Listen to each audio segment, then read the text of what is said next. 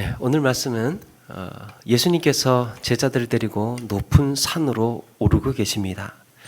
제자들은 그곳에서 평생 보지 못할 놀라운 광경을 목격합니다.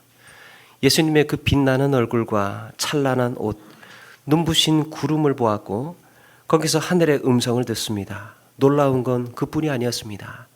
제자들의 눈앞에 세상에 모세와 엘리야가 나타난 겁니다. 그런데 여러분, 제자들이 모세나 엘리야를 본 적도 없는데 어떻게 알아보았을까? 오늘 말씀 보니까 그들에게 보이거늘 그랬습니다. 바로 제자들의 눈앞에 나타난 두 사람이 모세와 엘리야로 보였던 것입니다. 베드로가 예수님을 보고 하나님의 아들이라고 고백했을 때 이를 네게 알게 하신 이는 하늘에 계신 내 아버지라고 하셨던 것처럼 제자들의 눈에 나타난 그들이 이 모세와 엘리야인지를 하나님께서 알게 하신 거였습니다. 그렇다면 왜 구약에 수많은 그 위대한 믿음의 영웅들이 많은데 왜 하필 모세와 엘리야였을까? 모세와 엘리야는 유대인들이 신성시하는 대표적인 인물이죠. 예수님은 이날 이 두 사람을 소환해서 예수님의 격을 높이려는 게 아니었습니다. 우리 예수님께서 모세와 엘리야를 대면해서 말씀하시는 분이네, 이런 게 아니었다는 거예요. 오히려 모세와 엘리야의 등장은 바로 예수님이 누구인지를 분명하게 드러내어 주고 있습니다. 여러분, 모세가 누굽니까? 하나님의 율법을 받아서 선포한 최초의 전달자죠. 그러니까 모세 하면 율법. 그리고 엘리야는 선지자의 대표입니다. 하나님의 막강한 권능으로 하나님의 뜻을 전달한 예언자였습니다. 예수님 앞에 이들이 나타난 것은 예수님이야말로 이 구약의 율법과 예언을 완전케 하시는 분임을 드러내고 있는 것입니다. 본문은 예수님께서 모세와 엘리야와 더불어 무슨 말씀을 하셨는지 선명하게 밝히고 있지는 않지만 같은 내용 누가복음 9장 31절에 이렇게 말씀합니다. 장차 예수께서 예루살렘에서 별세하실 것을 말할세. 엿새 전에는 예루살렘에서 죽으실 것을 제자들에게 이 말씀을 하셨습니다. 그리고 지금은 모세와 엘리야를 불러서 다시 한번 하나님의 구원 계획이 앞으로 어떻게 이루어질 것인지를 그들을 불러서 말씀하고 있는 겁니다. 그러니까 유대인들이 그렇게 추앙하는 모세와 엘리야 역시 예수님의 십자가와 십자가의 죽음과 구원 계획을 들어야 하는 예수님의 제자와도 같은 하나님의 사역자들이었던 거예요. 그런데 베드로가 뭐라고 합니까? 내가 여기서 초막 셋을질 때 하나는 주님을 위하여, 하나는 모세를 위하여, 하나는 엘리야를 위하여 하리이다. 이 황홀한 영광의 광채 속에서 베드로는 머물고 싶었습니다. 그런데 베드로, 야고보, 요한은 그때까지만 해도 예수님께서 왜 그들을 데리고 자신들을 데리고 변화산에 오르셨는지, 왜 그 자리에 모세와 엘리야에게 앞으로 예루살렘에 올라가서 고난을 받고 죽으실 것을 말씀하셨는지 이 깨닫지를 못했던 것 같습니다. 그때까지만 해도 제자들은 예수님을 모세나 엘리야와 같은 이 구약의 인물들과 동등한 인물로 보고 있었습니다. 그런데 이때 하늘의 음성이 들려옵니다. 이는 내 사랑하는 아들이요 내 기뻐하는 자라. 너희는 그의 말을 들으라. 그의 말을 들으라. 바로 예수님의 권위만 인정하라는 거예요. 주님, 초막 셋을 짓겠습니다. 동등하게 주님과 모세와 엘리야에게 동등하게 초막 셋을 짓겠습니다 라고 말하고 있을 때 너희는 그의 말을 들으라. 지금 모세나 엘리야가 너희 눈앞에 나타난 것이 중요한 것이 아니다. 모세와 엘리야가 너희 앞에 나타난 것이 중요한 게 아니라 예수님이 누구인지가 중요하다는 거예요. 모세와 엘리야를 통해서 보이신 예수님이 누구인지가 중요하다. 거기에 주목하라는 겁니다. 제자들에게 들려온 하늘의 음성은 부인할 수 없는 하나님의 말씀이었습니다. 그들의 눈앞에서 예수님은 영광의 광채를 드러내셨고, 위대한 모세와 엘리야가 그런 예수님의 말씀을 듣고 또 순식간에 눈부신 구름으로 에워싸더니 하나님의 음성이 들려오니까 하나님의 그 경이로움 앞에 두려워서 엎드릴 수밖에 없었습니다. 그때 예수님은 두려워 떨고 있는 제자들을 어루만지면서 일으켜 세웁니다. 일어나라, 두려워하지 말라. 어쩌면 그들이 살면서 경험한 가장 두렵고 잊지 못할 순간이었습니다. 세상에 이렇게 벌벌 떨면서 두려워 엎드린 적이 어디 있었겠습니까? 그저 아무 말 없이 그냥 엎드릴 수밖에 없었던 거예요. 반대로 그런 두려운 상황에서 제자들을 안심시키고 위로하신 예수님을 또 평생 잊을 수가 없었을 겁니다. 길지 않은 시간이었지만 그렇게 빛 가운데 머물렀던 순간은 제자들에게 깊은 인상으로 남았습니다. 자, 그런데 왜 하필 예수님은 제자들을 변화산으로 데려가셨을까? 왜 예수님은 이런 놀라운 광경을 제자들에게 보여주셨을까? 왜 이 사건을 제자들로 하여금 경험하게 하셨을까? 그냥 아무 이유 없이 심심해서 제자들을 데려가지는 않았을 텐데 말이지요. 이것은 우리가 보았던 앞의 문맥을 보게 되면 짐작할 수 있습니다. 앞장에 보면 며칠 전에 예수님은 가이사랴 빌립보에서 처음으로 고난과 죽음을 예고하셨습니다. 베드로는 이때 앞으로 예수님께 일어날 일을 자기가 온몸으로 막겠다고 하면서 항변했고, 주여 그리 마옵소서 이래 주께 미치지 아니하리이다. 예수님은 그런 베드로에게 사탄아 내 뒤로 물러가라 하면서 호통을 치셨습니다. 그때 베드로는 매우 당황스러웠을 것이고 그 자리에 있던 제자들도 역시 의아해 했을 것입니다.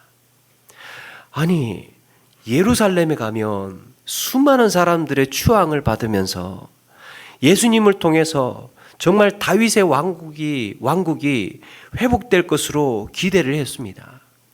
그래서 자신들도 괜찮은 자리 한 자리씩 차지할 줄을 알았는데, 오히려 예수님이 그곳에 가면 종교 지도자들한테 내가 붙잡힐 것이고 고난을 받고 죽으실 것을 말씀하시니까 제자들은 당황스러웠고 혼란에 빠져버린 겁니다.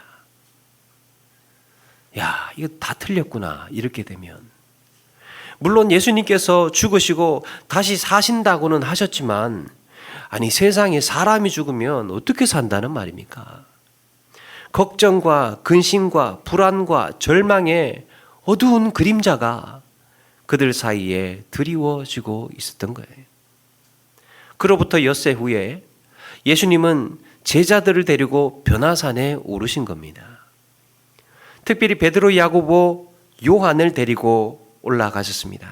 그때 무슨 일이 일어납니까? 그들 앞에 변형되사 얼굴이 해같이 빛나며 옷이 빛과 같이 휘어졌더라. 제자들은 상상할 수 없는 놀라운 광경을 보았습니다. 빛으로 인해서 예수님의 본 모습이 드러난 거예요. 그때 예수님의 본래 모습이 드러난 것입니다. 누더기 옷에 어쩌면 떨어지고 헤어진 그런 신발과 옷을 입고 정말 흠모할 만한 것이 아무것도 없는 그냥 세상의 평범한 사람의 그런 모습이 아니라 하늘 영광을 입으신 예수님의 본 모습을 그 산 위에서 본 것입니다.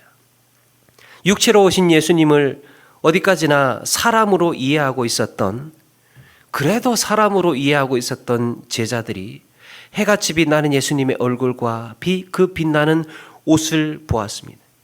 그들은 감히 범접할 수 없는 예수님의 거룩한 신성, 그 신성의 주님을 대면하고 있었습니다.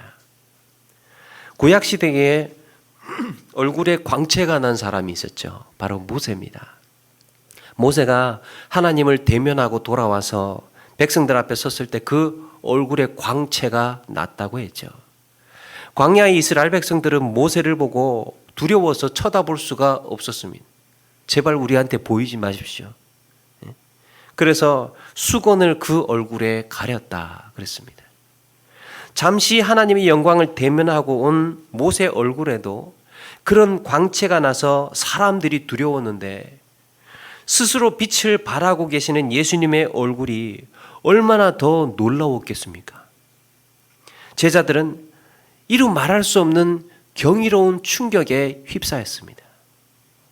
그들이 보고 있는 예수님은 초라하게 옷이 찢어지고 벗겨지고 매를 맞고 처참하게 십자가에 못 박히실 그런 모습이 아니었습니다.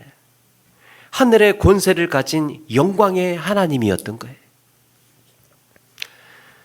제가 어릴 때 집이 가난해서 자주 얘기하는데 자꾸 가난하다고 얘기를 하는데, 야, 이거 우리 집은 왜 이렇게 가난할까? 우리 집은 왜 이렇게 못 살까? 그걸 제 어린 나이에 고민하던 때가 있었습니다. 우리 집이 이제 자기 집이 가난하다고 생각하면 애들이 좀 기가 죽는데, 그러니까 저희 어머니가 이런 제 표정을 읽고 하루는 저를 부르시더니 그 시골집 부엌으로 데려가시는 거예요. 그러니까 어머니가 저를 부엌으로 부르실 때는 뭔가 심상치 않은 일이 일어날 때 부엌으로 자주 부르십니다. 군기를 잡을 때라든지 뭔가 이렇게 저를 변화시킬 때 부엌으로 자주 부르실 때가 있습니다. 그날도 바짝 긴장을 해서 이제 부엌으로 따라 들어갔습니다. 시골 옛날 부엌이 그렇지 않습니까? 저희 집에 솥 걸어놓고 중간에 불 떼는 데도 있었고, 또 그 안에 이제 그릇을 쌓아 놓는 곳도 있었습니다. 벽은 이제 그을려서 시커멓게 그을려 있었고 그런 곳이었는데, 그 안에 깊숙이 들어가시더니 한참을 찾으시는데 저금 통장 하나를 꺼내서 저를 보여주시는 거예요. 저금 통장을. 그때 우리 집에 너 기죽지 마. 우리 집에 이만큼 있어라고 이제 이걸 보여주시는 거예요. 근데 제가 그때 생각으로도 그걸 보면서 더 낙심을 했습니다. 뭐 많은 건 아닌데 하는 정도로, 그렇게 생각할 정도로 적은 액수였습니다. 그런데 이 낙심하고 있는 저한테 그런 위안을 주시기 위해서 용기 내라고 이 통장 보여주시는 어머니의 마음이 그래도 정말 많은 위로가 됐습니다. 내 마음을 읽고 이렇게 나를 위로해 주고 있구나. 제가 그걸 어릴 때도 느끼겠더라는 거예요. 십자가의 죽음을 예고하신 후에 제자들은 불안과 걱정과 혼란에 빠져 있었습니다. 이제 예루살렘에 가서 예수님이 떠나시면 우리는 어떻게 되는 건가? 예수님 없는 우리의 삶은 앞으로 어떻게 펼쳐질 것인가? 과연 예루살렘으로 가면 그 후에 우리는 각자 자기 삶으로 뿔뿔이 흩어져야 되는 건가? 예수님은 이런 걱정으로 불안해하고 낙심해 있는 제자들을 불쌍히 여기셔서 자신의 본래 모습을 드러내고 계셨습니다. 예수님께서 그 빛나는 얼굴, 그 빛나는 옷으로 나 이런 사람이야 자랑하시려고 너희들 따라와, 내가 누구인지 보여줄게, 이게 아니고 그렇게 낙심해 있고 우울해 있고 절망해 있는 제자들을 위로하고 격려하시기 위해서 자신의 정체를 드러내고 계셨던 겁니다. 그런데 이건 별거 아니네 하는 정도가 아니라 빛 가운데 거하였던 그 잠시 동안은 그 잠시 동안은 평생 잊을 수 없는 소망의 순간이 되었습니다. 그 한 장면 때문에 예수님의 제자들은 어떤 환경, 어떤 여건에서, 어떤 처지에서도 이겨낼 수 있는 용기와 힘을 가질 수 있었던 거예요. 그 한 장면을 보고. 한때 베드로가 예수님의 걸림돌이 돼서 십자가에 길을 막아섰고, 그로부터 며칠 후에 예수님은 자신을 데리고 이 변화산에 올라서 영광의 빛 가운데에 서게 하신 이유를 오랜 시간이 흐른 후에 깨닫고는 훗날 이렇게 고백을 합니다. 베드로전서 2장 7절 이하에 그러므로 믿는 너희는 보배이나 믿지 아니하는 자에게는 건축자들이 버린 그 돌이 모퉁이의 머릿돌이 되고 여기에 또한 부딪히는 돌과 걸려 넘어지게 하는 바위가 되었다 하였느니라. 나 원래 걸려 넘어지게 하는 바위였어. 그런데 9절에 그러나 너희는 택하신 족속이요 왕같은 제사장이요 거룩한 나라요 그 소유된 백성이니 이는 너희를 어두운 데서 불러내요 그 기이한 빛에 들어가게 하시니 아름다운 덕을 선포하게 하려 하심이라. 나 원래 주님 앞에 걸려 넘어지게 하는 돌이었어. 근데 주님께서 나를 왕같은 제사장으로 택하신 족속으로 불러주셔서 우리를 그 기이한 빛에 들어가게 하시려고 우리를 부르셨다는 거예요. 한때 주님의 걸림돌이었던 자신을 불쌍히 여기셔서 주님의 택한 백성으로 왕같은 제사장으로 부르셨음을 깨닫습니다. 나같이 이런 부족한 자를 부르셔서 모세나 엘리야와 같은 위대한 일꾼으로 쓰시기 위해 하나님의 사역자로 세우셨음을 알게 됩니다. 그리고 이렇게 부르신 이유가 무엇이라고 말씀합니까? 이는 너희를 어두운 데서 불러내요 그의 기이한 빛에 들어가게 하신 이의 아름다운 덕을 선포하게 하려 하심이라. 그의 기이한 빛 가운데에서 여기가 좁사오니 초막 짓고 머물 것이 아니라 자신의 빛 가운데 살고 있음을 어떤 형편에 어디를 가서든지 내가 그 기이한 빛 가운데에 살고 있음을 믿고 소망을 얻고 용기를 내서 주님의 아름다운 덕을 선포하게 하기 위하여서 우리를 부르셨다는 것을 알게 되었습니다. 사랑하는 여러분, 우리는 예수님은 여기가 좁사오니 하면서 그저 황홀한 빛 가운데에 머물러 있으려 했던 베드로를 일으켜 세우시고 또다시 치열한 영적 전쟁이 있는 산 아래로 내려오셨습니다. 주님은 어두운 세상 가운데에 오셨지만 오히려 세상의 빛이 되셨습니다. 기이한 빛을 경험한 베드로 역시 선하신 주님을 선포하기 위해 어두운 세상의 빛으로 보내졌다는 것을 깨달았던 거예요. 그 자리에 함께 있던 사도 요한 역시 빛 가운데의 경험이 잊지 못할 기억이 되었습니다. 특별히 요한은 예수님을 빛으로 많이 설명을 합니다. 요한복음 1장에 예수님을 빛으로 오셨다고 말씀하죠. 이 생명은 사람들의 빛이라. 빛이 어두움에 빛이 돼 어둠이 깨닫지 못하더니 그랬습니다. 빛이 세상 가운데 빛이었는데 세상 사람들이 깨닫지를 못했다. 그날의 자기 자신처럼. 요한일서 1장 7절에도 그가 빛 가운데에 계신 것 같이 우리도 빛 가운데 행하면 우리가 서로 사귐이 있고 그 아들 예수의 피가 우리를 모든 죄에서 깨끗하게 하실 것이요. 빛 가운데 머물러 있을 것이 아니라 빛 가운데 행하라 그랬습니다. 빛 가운데 행하라. 우리의 현실은 비록 어두운 가운데에 살지만 때로는 우리에게 드리워진 그늘과 그림자가 우리를 낙심하게 하고 용기를 잃게 하고 절망으로 빠져들게 하지만 주님께서 빛 가운데에 있는 것 같이 우리도 빛 가운데 사는 자로 확신하고 빛 가운데 행하면 마음의 평안과 구원의 기쁨을 누리며 살게 될 줄로 믿습니다.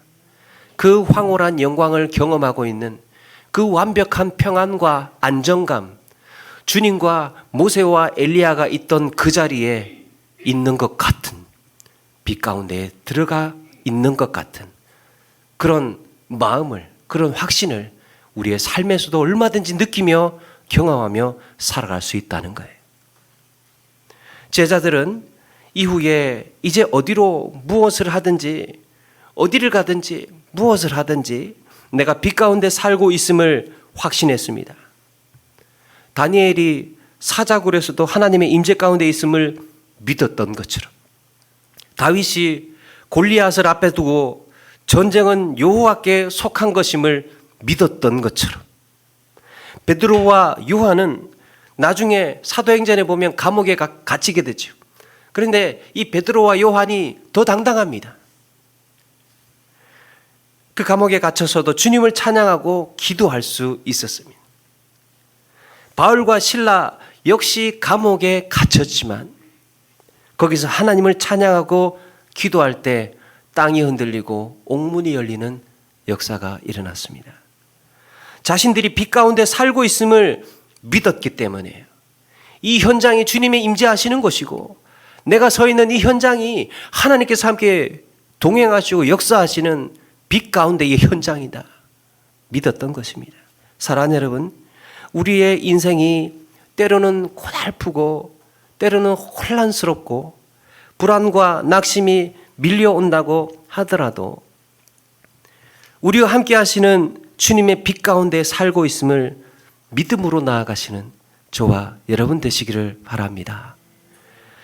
예수님은 그렇게 가장 비참하고 혹독한 십자가 사역을 앞에 두고 영광스러운 하나님의 본래 모습을 제자들에게 먼저 보여주셨습니다. 가장 혹독한 십자가 사역을 가기에 앞서 나 원래 이런 사람이라는 걸 너는 잊지 마라.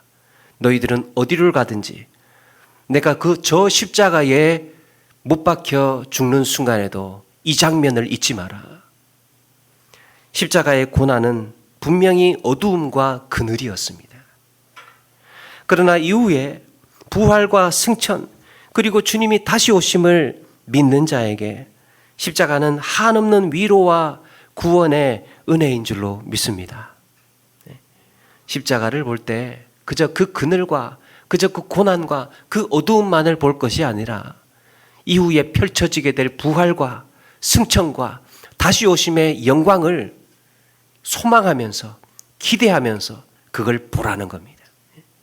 우리에게 주어져 있는 복잡하고 혼란스럽고 불안스럽고 어려운 이 삶의 현실만을 집중할 것이 아니라 그 이후에 하나님께서 이루어 주실 하나님의 기적의 역사를 보고 하나님께서 이 문제를 어떻게 풀어가실지를 기대하고 이 문제를 통해서 우리에게 배우게 하시고 깨닫게 하실 것이 무엇인지를 소망하면서 이 문제를 보라는 거예요.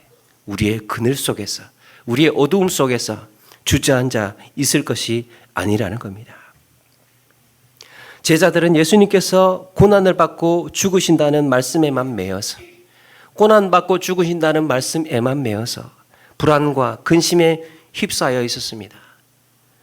그러다 보니 그 너머의 영광 가운데 다시 살아나셔서 영원한 생명의 첫 열매가 되시는 사실에는 주목하지를 못했습니다. 시인 나태준님의 안개 짙은 들이라는 시가 있습니다.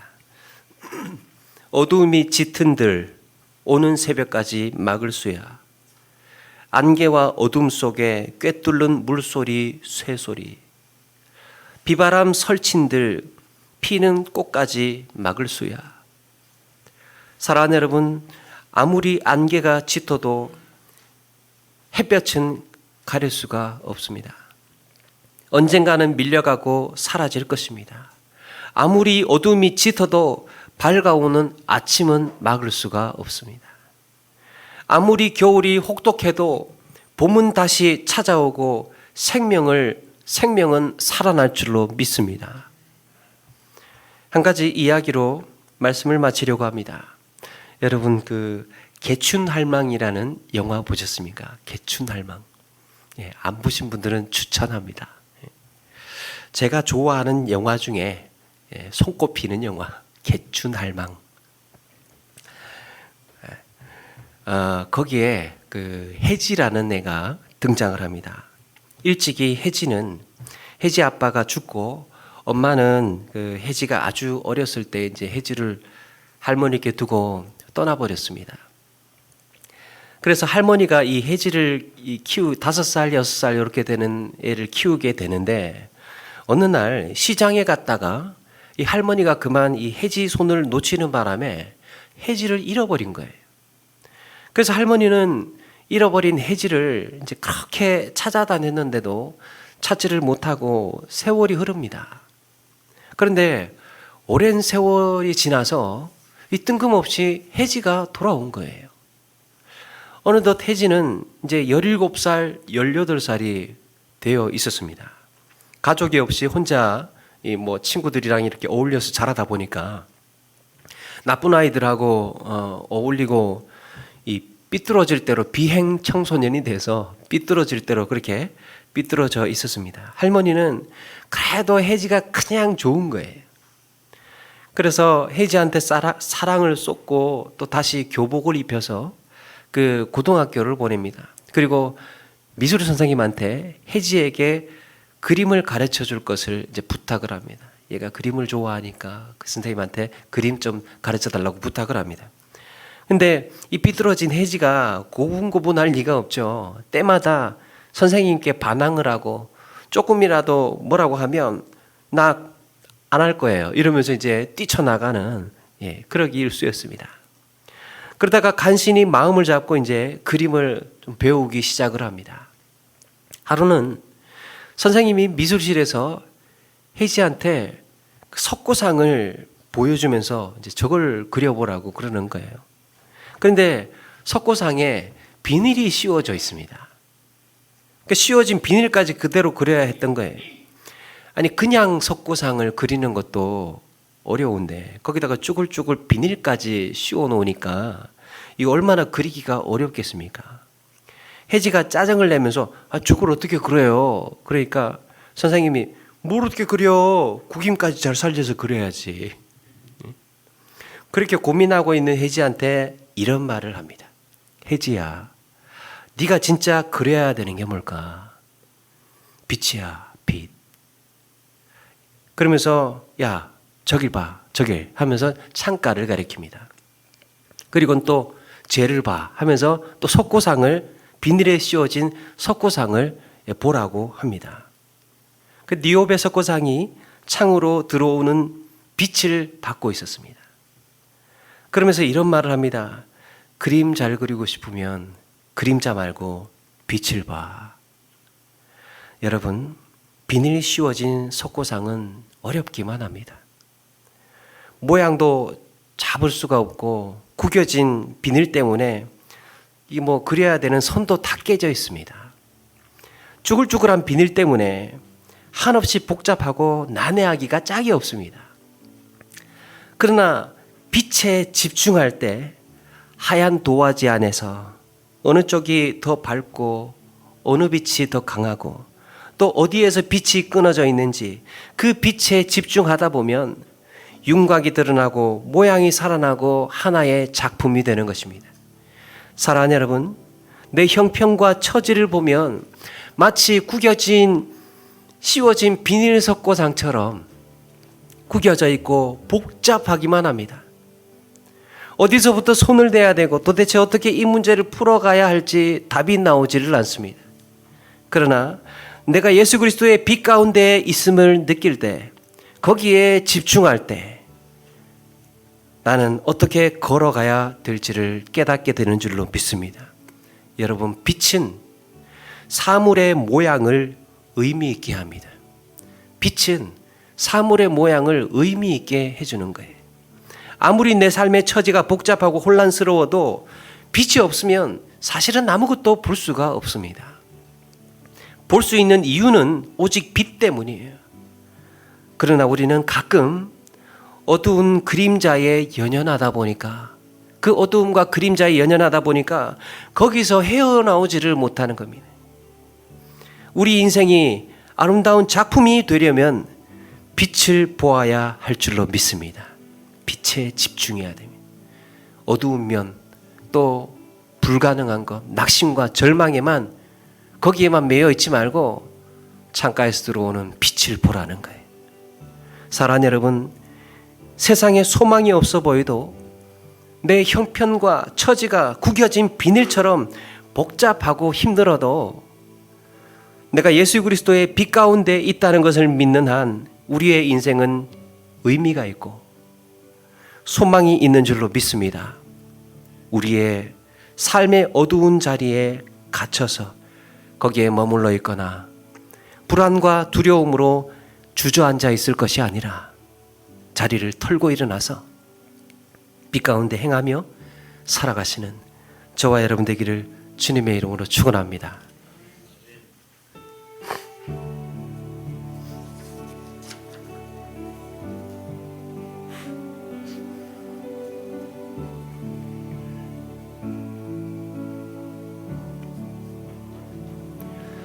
빛이 없어도 환하게 다가오시는 주 예수 나의 당신이여, 음성이 없어도 똑똑히 들려주시는 주 예수 나의 당신이여,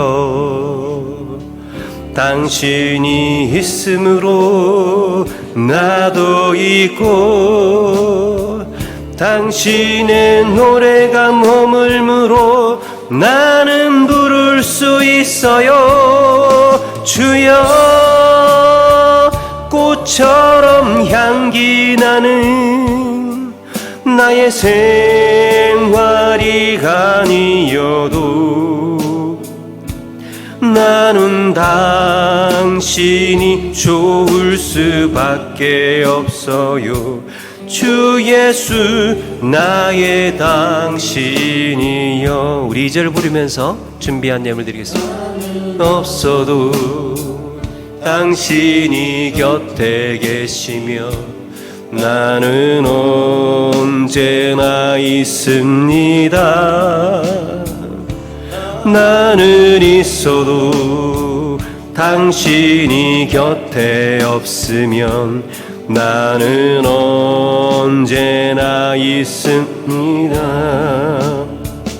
당신이 있으므로 나도 있고 당신의 노래가 머물므로 나는 부를 수 있어요.